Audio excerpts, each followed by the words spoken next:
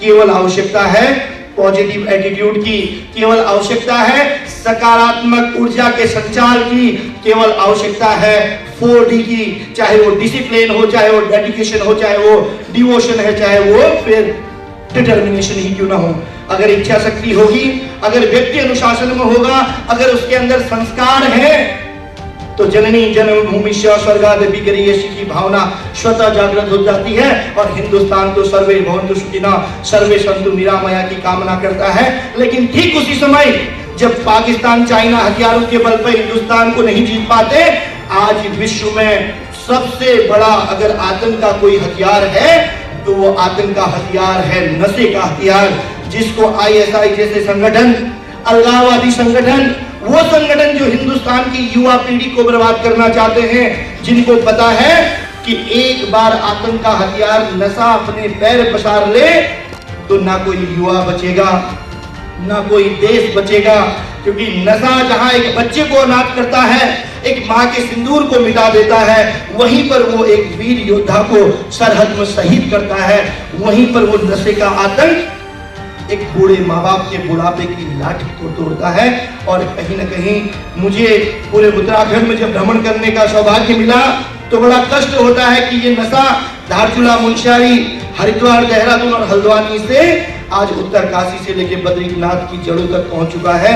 और जो युवा देश को बचाने की बात करता है, स्थिति ये है उनकी, न पेट के आंख सुरक्षित है, न मुंह के दांत सुरक्षित है, और बचा कुचा तो फैशन में बर्बाद हो गया। जब हम अट्रैक्शन के लिए, इंप्रेशन के लिए, कई बार टेंशन के लिए, कभी खुशी में तो कभी गम में उस नशे के आगोश में जाते हैं। जब हम सरकारों पे प्रश्न चिन्ह लगाते हैं, जब हम प्रशासन पे प्रश्न चिन्ह लगाते हैं, उस समय हम स्वतः अपने आप को अप दीपो भवा की भांति जागृत नहीं करते। हम स्वयं को व्यसन मुक्त रह के देश को व्यसन मुक्त बनाने में अपना योगदान नहीं देते।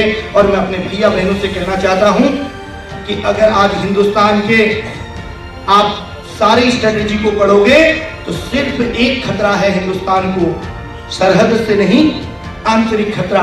आज हमारे बीच में ऐसे ऐसे लोग हैं जो आतंकवादियों को जाने अनजाने में सपोर्ट करने का काम कर रहे हैं। उन्हें पता नहीं कि उनकी एक छोटी सी गलती की वजह से उनका फिजिकल, उनका मेडिकल तो नष्ट होगा ही होगा, लेकिन साथ में उनके माँ बाप की जो शतायु थी वो अल्प आयु में परिवर्तित होती है। बेटा, जीवन में दो व्यक्ति को समझ लीजिए, पूरे हिंदुस्तान को समझ लीजिए। अगर दो व्यक्तियों को जीत लिया तो समझ लीजिए पूरे विश्व को जीत लोगे, लेकिन वो जीतना इतना संभव नहीं है। बेटा, सबसे पहले अगर हमें राष्ट्र के निर्माण में अपनी योगदान देना है तो सबसे पहले हमें अपने मम्मी पापा की भावनाओं का सम्मान करना पड़ेगा।